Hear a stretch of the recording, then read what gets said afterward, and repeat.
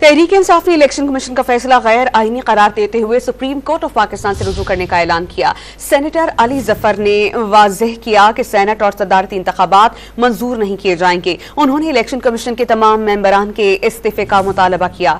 शुएब शाहीन ने भी फैसले को मुस्तरद कर दिया। पाकिस्तान तहरीक इंसाफ ने इलेक्शन कमीशन के फैसले को गैर आईनी करार दे दिया और अदालत से रुजू करने का ऐलान कर दिया। सेनेटर और माहिर कानून अली जफर ने इलेक्शन कमीशन के तमाम अरकान के इस्तीफे का मुतालबा किया। मौक़िफ़ इख्तियार किया कि सुन्नी इत्तेहाद कौंसिल की 23 नशिस्तें किसी और जमात को देना आइन के खिलाफ होगा। वाज़ेह कर दिया कि सेनेट और सदारती इंतखाबात मंजूर नहीं किए जाएंगे।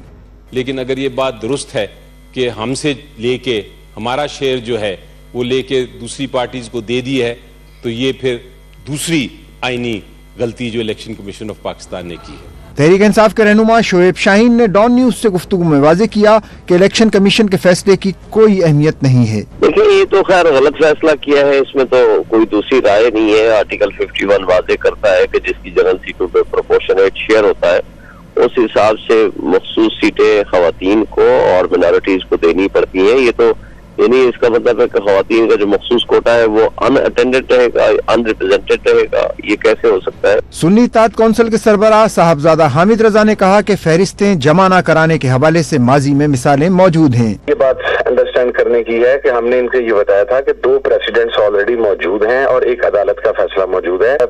पाकिस्तान तहरीक इंसाफ 2018 में अकलियतों की लिस्ट जमा नहीं करवा सकी थी पंजाब असम्बली के अंदर। उन्होंने बावर कराया कि तवक्को थी कि इस बार इलेक्शन कमीशन हकाइक, आइन और कानून के मुताबिक फैसला करेगा, लेकिन ऐसा नहीं हुआ।